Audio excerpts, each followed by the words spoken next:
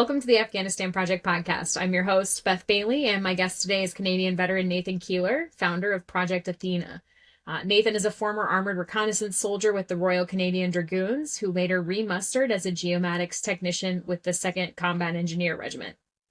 He deployed to Kandahar in 2009 as part of the 1 PPCLI Battle Group, Task Force 39, serving across Panjwai, Dand, and Kandahar City. He released from the Canadian Armed Forces in 2019 and has since focused on historical mapping and digital preservation. He founded Project 44, which is an interactive web map documenting the Canadian Army during the Second World War, and later created Project Athena to map Canada's war in Afghanistan. His work aims to make military history more accessible by giving veterans and the public a way to explore, contribute, and preserve stories through modern digital tools. Nathan, it's so exciting to have you here. When I read the write-up from Task and Purpose about your work, I was so intrigued. And I know so many guests who've been on here who are just going to be really excited about what you're doing. So thanks so much for coming on. Well, thank you for inviting me. Absolutely. I guess without too much, I want to hear about what made you do this. So I guess we have to go back to Kandahar in 2009. Can you tell me what it was like in Panjwai and Dand and Kandahar City at that time period, right before the U.S. troop surge? I can imagine it was a really, really rough time, and I would love to hear about what that was like for you. Yeah, sorry, your sound cut out. Yeah, I could hear myself like reverberating. Okay. And so I decided to mute it so that it wouldn't reverb through yours. Sorry. No, you're fine. Just Don't threw worry me about it. Well, Afghanistan in 2009 was just all about IEDs. That was the biggest threat. That was the biggest worry.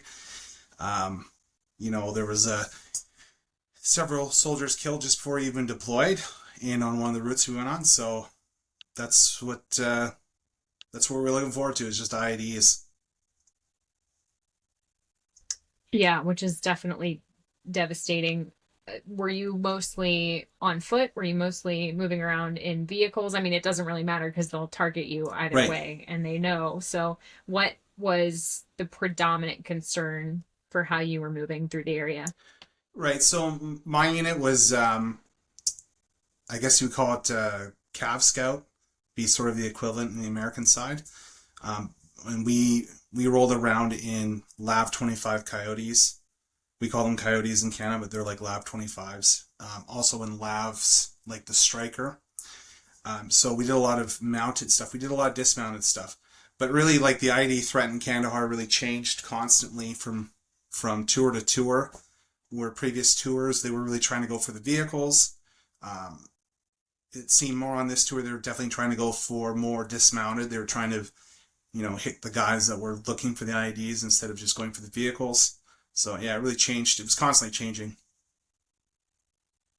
For sure. Were these like YPG or YPJ, yellow plastic jug things? Is that what you were finding when... Yeah, we had a lot of the typical jug stuff, 2 or 3 jugs along our routes. And then they were doing a lot of like DFC, so directional, I'm going to screw it up, charges, like force charges. Yeah, directional exactly. force Thank charges. you. Is that what that is? Yeah. Yeah, like the poor man's Claymore, right? So trying to hit dismounts, looking into culverts. They were still, putting together massive bombs, almost like targeted hits. So yeah, it was a wide variety. Sure. And all with cans sourced from Pakistan right across the border, Right, more than yeah. likely, which, is right there and yet somehow couldn't be controlled. And so you've got to be worried about every step you take. And I always go back to Sangin in 2010 because I've read more about that than any period. But, American Marines had to walk like in each other's footprints. It was the only safe way to do it because they'd gotten so good at taking away the metal signature. And so even if you had, your device in the front, that wasn't particularly going to protect you. Was it the same in Kandahar then? Yeah, I would guess. Like, my job was to dismount and find the IDs. I was called a Gib, a guy in the back. So the air sentry and the vehicle stopped. It was my job to dismount, do what we call 5s and 20s. I don't know if it's the same Down south, they're not that, 5 meters around the vehicle, 20 meters search it around. But I was I was very superstitious about how I walked. I would never walk where I thought somebody would naturally walk. If I could stand on top of a bush, I would walk on top of a bush because, I was like, well, you probably couldn't put an IED under a bush. So, yeah, you get a little crazy, I guess. But it's not, though. I mean, think about the people who went through canals and culverts thinking, okay, well, it's not a bridge, so it'll be safe. Right, for But the sure. Taliban knew that you were going to go through that canal or culvert because they'd seen you do it before. I mean, the Taliban are not, I think there are a lot of leaders who think the Taliban are stupid. They're Yeah. not stupid. I never They're, I never did that. I would certainly assume that to assume somebody's stupid, that it just takes away my thought process if I'm assuming they're going to make a mistake. So I was always very careful. I tried to think like, how would I put something in the ground to kill me? And then that's sort of where I would look or investigate. yeah. I never thought that people on the ground didn't think the Taliban were done. They knew. It was the people who were leading that. I was an intelligence analyst for the Army for a couple years Okay. doing Taliban senior leadership analysis. And I always found that there were certain kinds of people who underestimated the Taliban and they were not the people who were on the ground with the Taliban. For sure. So that was always frustrating to me. There was a big disconnect there. And I'm so excited to get to talk to you about this because usually when, in this podcast, we're talking about, present day stuff. And I just think it's so vital to talk about, like, yes, Project Athena is a present day effort, but there's a reason that it exists. And if you hadn't been where you were and gone through what you went through, it wouldn't be here. And so I think it's really important to talk about that. What was the idea? Were you trying to make places safe so that Afghans could exist comfortably and like to kind of do the hearts and minds mission? Was that the underlying theme there? Yeah. So, my unit was sort of like a stepchild unit, right? We were paired with a Western task force from Western Canada, and we were an Eastern Canada unit. So, we're already sort of the stepchild. And then being sort of armored reconnaissance commanders, especially like an infantry commander, doesn't typically know what to do with armored reconnaissance. Like, oh, you're not infantry, so what do we do with you? So we actually ended up doing a lot of security to the south of our sort of AO along the Dan District area. We did a lot of presence patrols, route clearing, observation posts, and we did a lot of security for an area called Gorgon, Tamarian, and Angorian. I said that name wrong, but whatever, it's fine. We provided security. There was a bridge that was put across the Tarnak River, which provided a lot. They didn't have to cross the Tarnak River going down. And when it gets flooded, you can't cross it. A lot of schools to be built. So the typical security stuff. Were there schools being built at the time a lot? I think they're already built. I think we just provided more Okay. security and resources for the kids to go to school there, which was nice to see. The towns we were in were relatively safe and fairly stable. So, yeah. It sounds from like the task and purpose article says that, after the fact, you were kind of like, what happened there? And so where does that come into the experience you had where like processing it became like, wait, hold on. How did that happen? Because you sound very like, this is what, the facts sound very firm at this point. Was that always the case, or talk to me about that? Yeah, so I think my own experience is obviously very firm in my own mind, but trying to understand the wider picture of what was going on. We were sort of all over the place. We go to different ops. We would do something. I don't know. I mean, I was just a trooper at the time, like a private, right? And we'd go do something. We'd go somewhere else. And nobody really ever told us what was going on. What was the bigger picture, if we were making a difference. So it was kind of hard to put all those pieces together, if that makes sense. Oh, sure. And especially at this point, how often have people said we never had a strategy in Afghanistan? And when you look at, especially during like 2009 and the years around it, there were PRTs from every different Right. country, right? Everybody had their own way of doing things, but it's a united country with so many, it's so disparate and difficult to try to put your head around what the hell was happening at any place at any time. So I can fully understand where the confusion lies, but it's, you're dealing with this high anxiety every day for what? I'm imagining is kind of like the why, what, how did that play out when you were there? Did it bother you at all when you were there, or were you just like do the thing, get it done, go on the mission?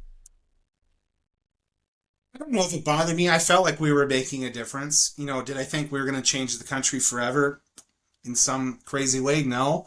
The people that we were around us generally seemed happy. That wasn't everywhere. But, I was like 22, 23 years old. I was literally at the top of my profession, if that makes sense. And, you're doing a job. You have a weapon in your hands. You have rules of engagement. You know what they are. And, that's a lot of trust. You just feel, I don't know, sort of the top of the world at that point. I don't know, it just felt really like you're doing everything you were trained for. So it's sort of a good feeling. It was definitely scary at times, anxious at times, but I don't know. You almost like you look back on it. I'm a father now. I look back now and I'm like, oh, that's crazy. Like, what were we doing? But I was like 22, 23. Maybe I was just too young and dumb to know. I don't know.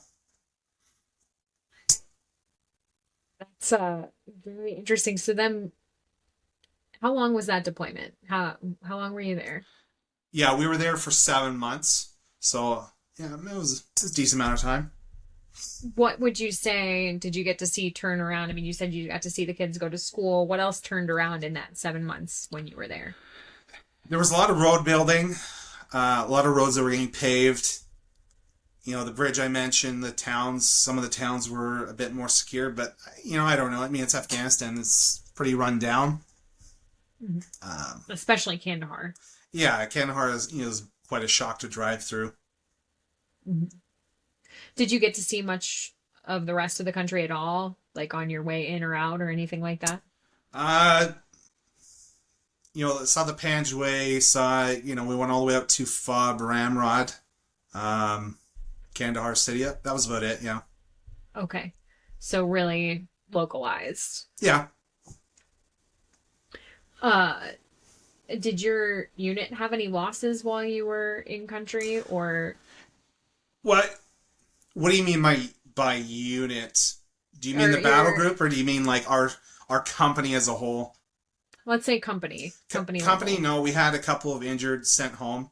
Okay. It was kind of different because my squadron actually, my regiment that I'm from, actually had the highest casualties of any armored regiment. We'd never gone on a tour where nobody was killed, so it was kind of a good thing. But Wow. yeah, I mean, it was obviously a good thing nobody was killed. What I mean is, Right. I don't know. I don't know what I mean. My brain's drifting off. Sorry.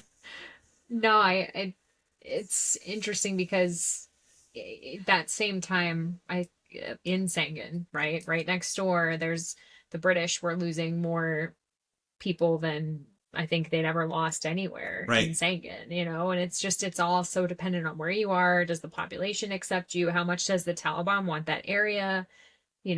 And you're probably getting all of that information at the same time too, which increases you get I'm sure you get the secret level intel briefs of like, this is happening here and here's this bad guy. And Yeah, I think we were lucky because the tour before ours in 2008, they had taken out a lot of the A team IED cells.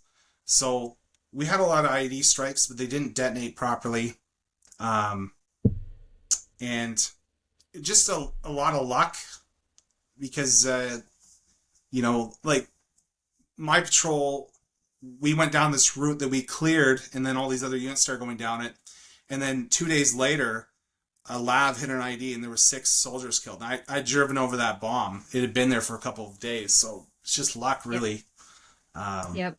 and then, Oh, that's how was that for you I mean, when you heard that? it was tough because the route that everybody was using was a route that we had done a reconnaissance on to clear to get like an alternate route to Kandahar Airfield that didn't go through Kandahar City. So all these units started using it, and then we went through that route 2 days before, and then 5 soldiers were killed and one reporter, Michelle Lang, was killed. Um,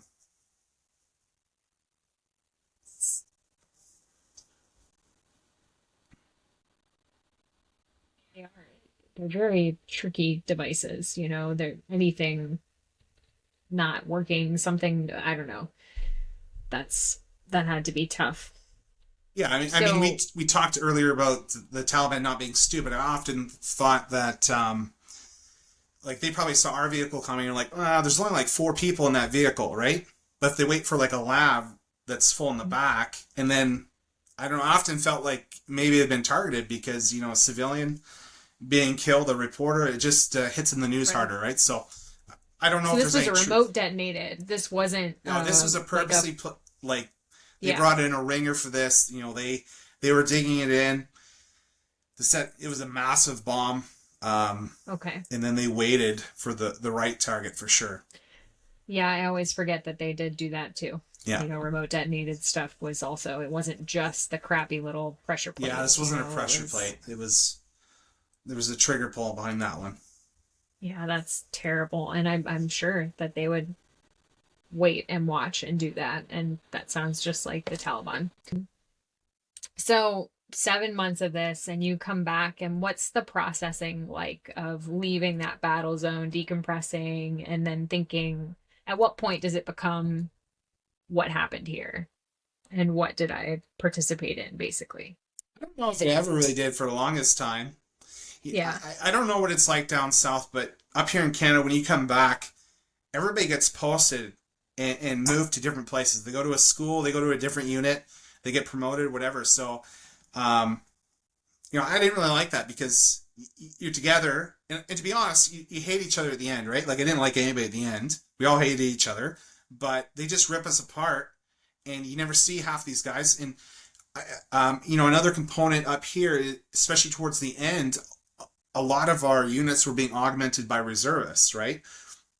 So we'd have 10% of our manning coming from reservists. They would come back. They were on 2 weeks of leave. They're with our unit for 1 more week, and then they go back to their unit. So they're even worse off because they have to digest everything by themselves. There's nobody else around them at all. So yeah, wasn't really a big fan of that. And, I don't think I ever really kind of digested it. I didn't know how to digest it. It just happened. And then everybody just moves on like it never happened. So It's got to be so weird. I know that, like, on the way out for a lot of American troops, I dated a Marine who was deployed to, oh gosh, somewhere in Helmand, near Bastion in 2011.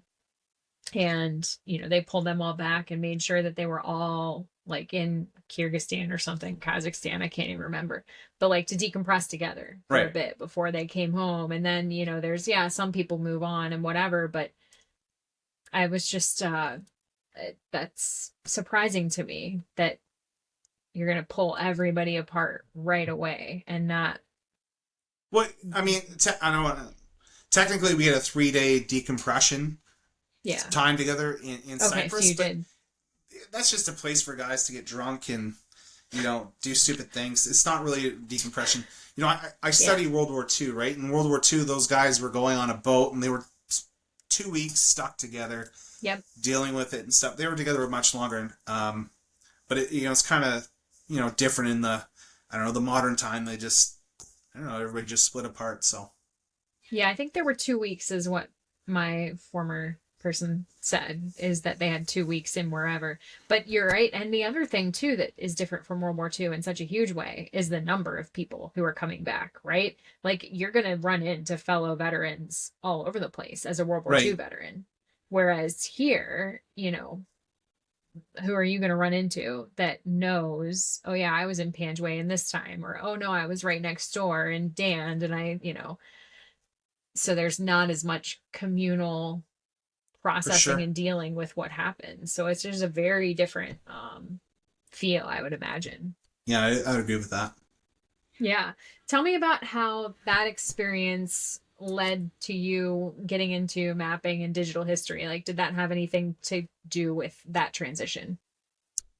Yeah, so I've always been into maps and geography, and one thing has sort of piqued my interest whenever we would go out on an op, like and set up like an observation post. when somebody's going to set up an observation post, they're always looking for, what's the best place, right? You find the two best places and then you cross them off because, in, like World War II, they would arty that spot, right? So then you go and you find an OP and you'd set up on top of that one. But what I'm getting at is my tour to Panjwai was like the 9th tour there. There'd been 9 tours previous, but I had no way of knowing if anybody had ever been to that same OP before, right? So we go and set up on an OP. Sure, we've never been there, but maybe another tour's been there. But who's been there the whole time? The Taliban. And the Taliban, as we discussed, are not stupid. They know where the best OPs are. So that always kind of bothered me because I asked somebody one time, like a major, and I said, is there like a master map that shows every OP that anybody's ever been at? Because if I'm going to go set up an OP, I don't want to set up in an OP where people have been at before. Because I know that there were Canadians who were killed in their own OP, right, or near their own OP, because, the Taliban knew that we would come back one day. And so there's an IED there. So that was one of the big reasons for doing it, like trying to understand the war better, like who's keeping track of where these events happened. For sure. I guess I have one question related to that too. Like, American units usually get ripped by the ones like, relief in place. Somebody comes and they kind of like give you the down low, right? So that there's like a learning period. Did you guys have that when you came in or when you exfilled? Like, was that? Yeah, there's definitely a rip in place as well. And like, I wasn't a general. Maybe there is a master sheet, but I've looked around and I've never seen that. And, it's sort of like caveman knowledge, like I learned how to make a fire. I pass on how to make fire to you, but that's sort of it, right? Like these little lessons learned, but there was never this, like, I don't know, synthesis of information. Where do all these patrol reports go? Who's keeping track of it? Who's visualizing it so you can understand? I don't know. Like, we knew where IDs had been struck, etc. But to understand where things had on a lifespan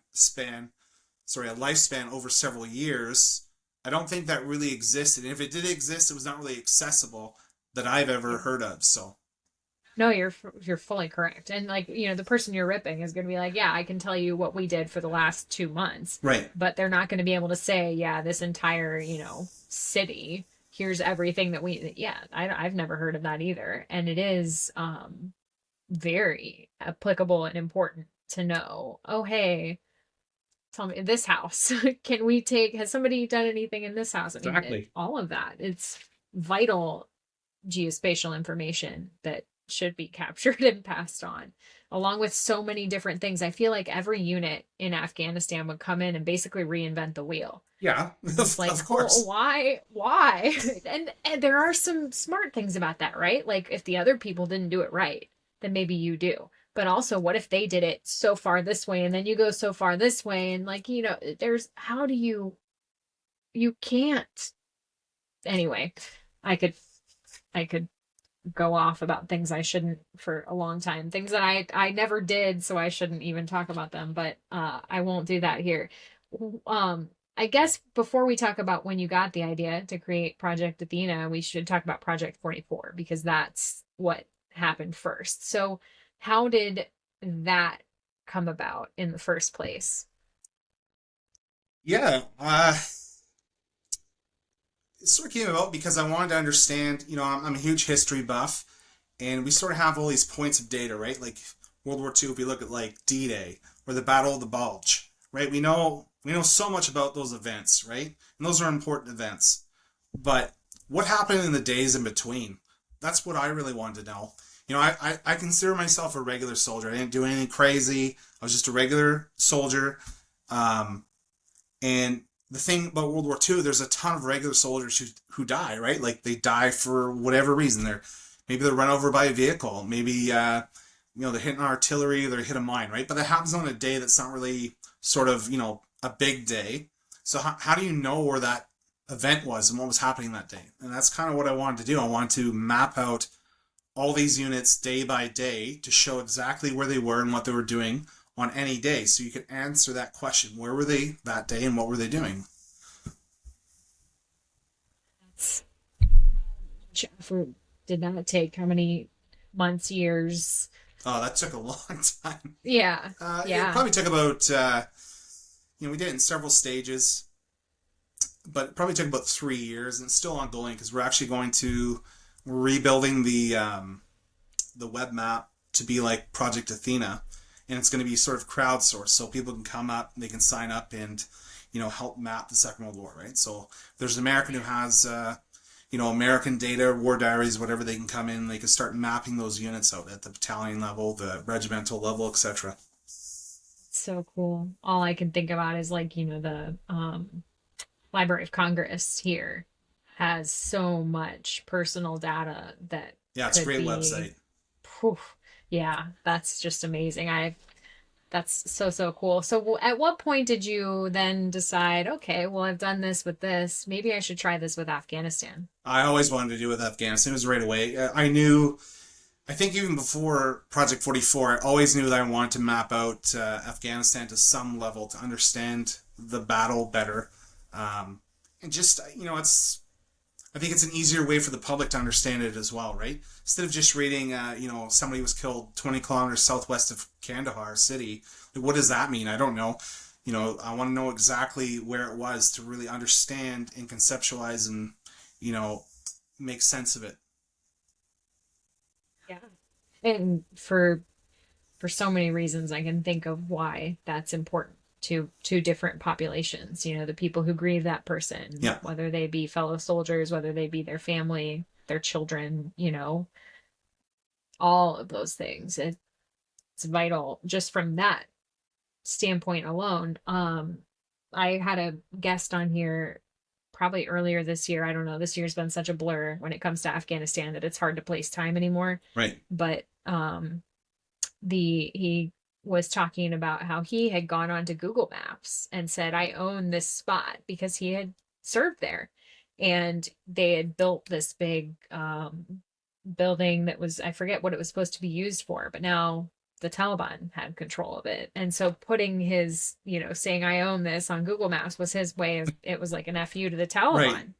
That's And so I awesome. thought of him the second that I saw this and thought this is what he needed, where like ownership and pride. And I put the time into this and it matters to me. And I was there, because for so many people, when the withdrawal happened, it became, what was it for? Yeah, yeah. The withdrawal was terrible. Yeah. So what is okay, so what year did you start Project Athena?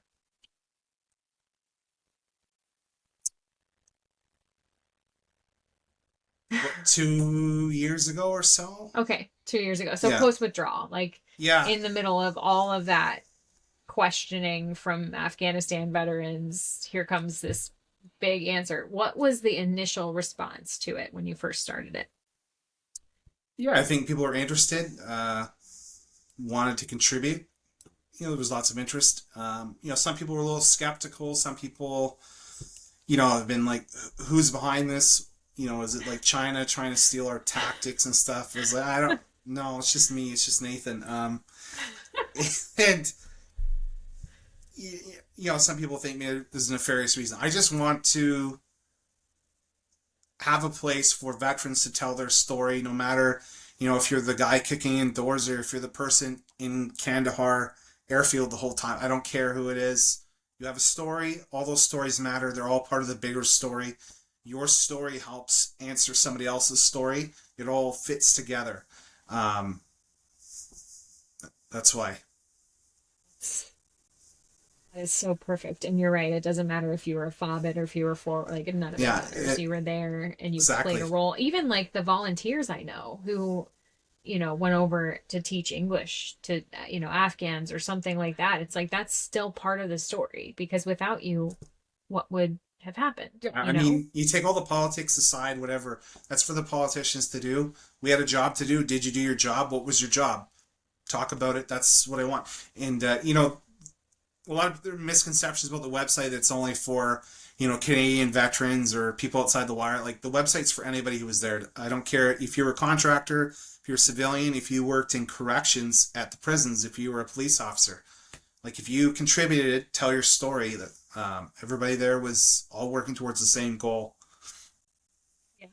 How has it grown? I mean, like, I imagine the task and purpose article probably gave a, an increase in For traffic. sure. What else has happened? Have there been moments where you've noticed, oh wow, this is getting even more traction now? And can you like link it to anything in particular? Yeah, the task and purpose article was great. We had a huge contribution of American photos, which was fantastic. We brought in a couple new moderators to help, sort of moderate the American side because I didn't want to moderate American photos. I don't know what the acronyms are, the units.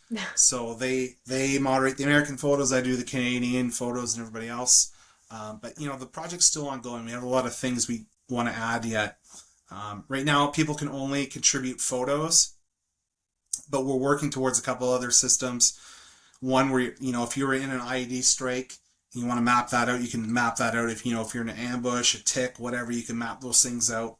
Um, we want to be able to add, we already have a huge layer for tactical infrastructure with FOBs and COPs and strong points. But I know that there's a ton of stuff missing, so we're building a system as well for people to come in and map their own, or note like sometimes FOBs change names, so we know that we want people to be able to go in and change the names across time, so you can see what Afghanistan looks like on your tour, right? Because the war is completely different for everybody, tour to tour, province to province, even amongst at the company level between platoons, the war could be completely different, right? So Oh my gosh, I'm just thinking about, I when I left Intel, I wrote a book that was set in Afghanistan, and I've never stepped foot in Afghanistan in my life. It's one of my greatest sadnesses, honestly. And so I was asking veterans of the area I was writing about, Sangin. So I was asking veterans, if you've been there, tell me what the sand felt like. Tell me, show me your maps of the area, right? Show me what was this fob here called when you were there? What was, to try to get a depiction. And so because those details are important to the people who read it. And it sure. was not, a real book. It was supposed to be the war novel to end war forever. That was the goal. It was a very, very small goal. But I didn't want to get it wrong. I wanted, even though it was fiction, I wanted to be honest about all of it. And so that would have been such a helpful resource then. And if I ever revisit that book, that would be a really helpful resource for understanding, because a lot of those names, fob names change because someone died, Right, yeah. and like they're all of these things are they change, but they really mattered to the people who were there, and why did it matter, and all of those histories are really important to capture. Agree. That's really, really beautiful. What other things, you said there are things that you want to add, so what else are you looking to add in the future, do you think? Yeah, we're gonna add something I call it story mapping, but it's an interactive way, like a blog, essentially, where you have some writing text, and then the camera will move to different positions on the web map, so you can kind of show off whatever you want to show off. You want to show off, the fobs you're at. If you want to show the ops you're on, you want to show some event that happened that's important to you, then you can go and show that. Because I find that just talking about it is one thing, but being able to show it for someone to really understand really helps get that meaning across. For processing things, I bet too. For sure. Like for me, I know when I'm struggling with something, if I write it and put it on paper, it's out of my heart and head, right? Right. And I feel like being able to do that, if somebody could, especially if they could video themselves doing it, where it's like now it's captured forever and I don't have to keep going back because it's here, for hard moments, for good moments, that's super valuable. That's so cool. I love that idea. Is there anything else that's in the hopper for future?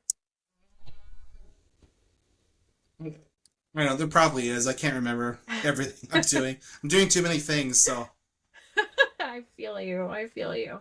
But this is really special. So let's talk about, we mentioned the withdrawal briefly, but how do you think that has impacted Project Athena? Even though Project Athena started after the withdrawal, but how do you think, like, oh, you're talking about the Kabul withdrawal. oh yeah, Right. yeah, the Afghanistan, yep. How has it impacted the project? Yeah, I mean, like, how do people's idea, do you think that the interest would be as high if it hadn't been that this withdrawal had left so many people feeling like they needed Mm. to make a, to make something of their service, to remember it, to, do you think that's part of the drive for people to participate in Project Athena? Or do you think that I'm reaching? Because that's also a valid answer, is that I'm reaching here. So you think you're reaching. I think maybe our perspectives are different. Just because Canada withdrew at a different time frame than America is one thing, but we were involved in the Kabul evacuation as well. And I'll say that veterans up here were very, very bitter about that, for sure, and still are bitter about that, the way our own government handled it as well. But I don't know. I don't know how it's affected Athena so far. I don't know. I can't say on that yet.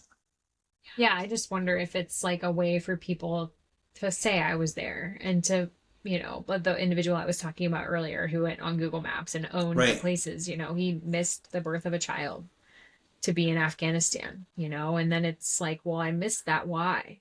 Why did I do that? Or, their Right. marriage dissolved because they were in Afghanistan and couldn't do, I know many people who were in those various boats, and then Afghanistan, we leave it to the Taliban. We didn't just leave it. We left it and the Taliban took over after people gave their lives to keep the Taliban from taking over. So Sure. I know that here it is a really hard thing for a lot of veterans of that fight to Oh yeah. I mean, process. it was a huge fight up here as well, and actually, Can you tell me about that? Because I haven't heard the Canadian perspective on that at all. I didn't even realize that you guys withdrew before we did, honestly. yeah. So Canada, you're gonna have to check the Google after this, but Yeah. Canada withdrew the combat component in Afghanistan around 2012, and then we switched to something called op attention. So that went back to Kabul, and that was more focused on teaching ANA, so Sure. basic training, all that kind of stuff, weapons handling, and then Canada withdrew completely. About 2 years afterwards, somewhere around there. But when Afghanistan started to fall, veterans were all tracking it for sure. We, were following Kandahar, falling to the Taliban, and then Kabul. And then there was a whole evacuation cycle into Kabul. And veterans on this side were all going crazy trying to get our interpreters out and anybody else who had been linked to Canada. And actually, I don't know how I did this, but actually, I reached out to a buddy who was trying to get some of his interpreters out. And I said, hey, man, you want me to help, mapping? Is there anything mapping I could do? And we actually started mapping out Kabul, Abbey Gate, and then we actually, I got on, this crazy signal chat. I don't even know how I got into it. And there was, all these, higher up, ex-generals and stuff. And we even had a guy on the ground, a Canadian that was on the ground there, filming it. It was wild. And we ended up making an app for Afghans. And we handed this app out. And so we had this map. And Afghans that we'd hand it to, they were sitting there pinging their positions of where they were. Because we were like, oh, if we can evacuate, we're going to try and evacuate. But we couldn't evacuate anybody. They all got left behind. So these poor Afghans were wandering around pinging this app and was showing up live on the map, and there's nothing we could do for them. It was a huge shit show, if I can say that. Yes, you can. Yeah. And yeah. So you were basically part of that whole, digital Dunkirk type effort of trying to get I played people a small out. part. I don't want to inflate Yeah. what I did. I did the best I could with the skills I had. Yeah. It was. I think everybody, it was just anybody who had any kind of shit from Afghanistan, it opened it up for everybody at the end. I don't know if I ever felt that Afghanistan was going to be a changed place and turn into Dubai one day, but the ending was certainly an absolute tragedy. So, Sure. So I guess if you don't mind, I'd love to ask some more questions about that. Go for it. Because we have SIV here, right? And I was tracking, so I never got to be part of so digital Dunkirk. I don't know what is Oh, that? special immigrant visa. So if Right. we had an interpreter, right, so they could, and that was all that there was leading up to the withdrawal. And so that's how I got pulled in to when I left Intel in 2013, I said, screw this. Like we were negotiating with the Taliban. I was like, I'm done. I won't touch Afghanistan again because that's a big mistake. Everyone is going to be left behind. Like everything that did happen, I knew would happen. It was Right. a question of when, right? And then all these veterans are like, hey, my interpreter's stuck. The SIV program failed them, and I started getting sucked in again. And I was happy to do that. I would have loved to try to be part of Digital Dunkirk, but I didn't know anyone at the time. So I missed that whole effort. But I was raising alarm bells in April, May, June, July, and then in the Right. middle of it. And there was a reason. Oh, yeah. So you said people are still trying to get their interpreters out in Canada after having pulled out all combat forces in 2014. So was there a process in Canada for getting interpreters to safety at all? What happened was a very bureaucratic process. I can't speak to it completely, but it was ridiculous things like download this PDF form and fill it out in Adobe Acrobat. How's that possible? That's impossible, right? I mean, I can't even get Adobe Acrobat to work half the time. How are you going to do that in Afghanistan? So there was all these constant bureaucratic steps, and I could see the behind the scenes because I would get these updates in signals chat. Somebody would say, "Oh, I just talked to a deputy minister," or like some leading bureaucrat or the minister, whatever, and they were constantly saying, coming back with different ways of how to vet these interpreters, but it was a constant bureaucratic process, so nothing was happening. Um, and so all these interpreters were calling their potential sponsors back in Canada and saying, I'm outside Abbey, I'm at this gate, wherever. There was nothing we could do about it. It was just all paperwork. I mean, some people did get rescued, but not a majority of them for sure. Sure, because I think of the 120,000 who got pulled out, only 70 or some, around 70 some came to the US. So some must have come. And I know Canada took a lot of refugees um, who were in the US refugee admissions program, and yet they got taken by Canada because we weren't going to take all of the people that we sponsored. Anyway, I could get off, I'm going to get off my soapbox before I even get on it in this case. But that's amazing to me that there was no mechanism for safety because those interpreters were in danger, Right, and it right? identified months in advance because what Okay. Kabul was fell in August, right? And Yeah. so if we backdate, I think Kandahar, was falling about 3 months before that. So people are already calling the alarm bell saying it's going to happen, right? Like we knew Bagram was shutting down, whatever. Like, how are these people going to get out? Um, and it's just a bureaucratic process of kicking the can. I think you'll have to fact check this again, but um, I think there was an election called right around that same time.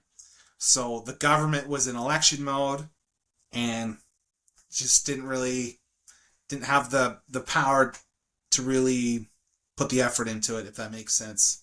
It's just crazy though because they were endangered in 2014, Right. like that's the whole like the SIV program started so long before. There were 1,000 interpreters killed in reprisals before even August of 2021, Wow. right? Like I mean so many, and that's just like known to the US, I think between Iraq and Afghanistan. I do think that's a shared figure, but still that's why the SIV program was created. So you would think that all of the partner nations would realize like, hey, we should do something because they're in danger now because of their service. The Taliban knows who worked for us. For sure.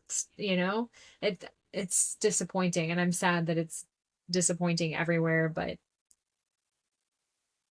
there are people who tried to make the difference and worked really hard to do it, and that's the part that I always try to, hold on to most tightly because that's it's a beautiful thing, I think.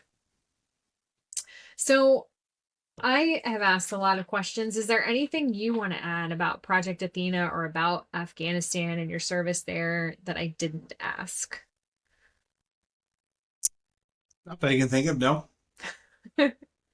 Well, I so appreciate getting to hear about this. And I guess how can people find, what's the best way for people to contribute? I would say right now, just go find their pictures and add them to the site. And what's the Well, best way? I'll say this. If you have photos, don't leave them on your hard drive for that hard drive to fail. Because one day it's going to fail and you're not going to have them anymore. So if you don't already back them up, back them up. But if you have photos, we would love to have them. I don't care what photos they are. Like some of the photos we have, there's photos of fobcats. There's a photo of somebody fishing in the western part, an American soldier fishing in the west part of Afghanistan, which I absolutely love. There's photos of helicopters. Doesn't have to be combat. Doesn't have to be outside the wire. It could be inside the wire. We got photos of Tim Hortons. We got photos of the ice rink or the roller rink or whatever in Kandahar Airfield. I don't care. If it's a photo from Afghanistan, you know where it is and there's a story behind it, put it up. We want it all. So Yeah, I think that's so cool. Porta-John art, whatever. Like, yeah, Porta-John art. Yeah, war if murals. it was there. Have you Yeah. ever Oh, have you heard of war? I love war Yeah, murals. I freaking great love projects. that. Yeah. It's amazing. Every time I see a new thing, I like have to stop myself from sharing it because it just cracks me up, and I'm like, "Yep, that's war for you," And that's the important thing to remember. These are often young men with, they're gung ho and they're they're pumped, Yeah. and but there's also a cost that is incurred. But it's nice to remember all of it, right? I think that's the beautiful thing about this. Remember it all, like honor all of it. Well, Nathan, I appreciate so much what you're doing here. I think Thank you. it's an absolutely incredible project, and I hope that everyone goes on and adds all their Porta-John art all at once. Because I'm gonna go watch it all. I'm gonna go look at it all, and I'm gonna laugh. I look forward to off to moderate it all. I'm sure. Yeah. Oh my gosh. But that's the best. I don't know. I love it. Well, thank you everybody for sharing your time. I urge you to go to Project Athena and contribute and see what's there. And until next time, Tasha Kaur, see you soon.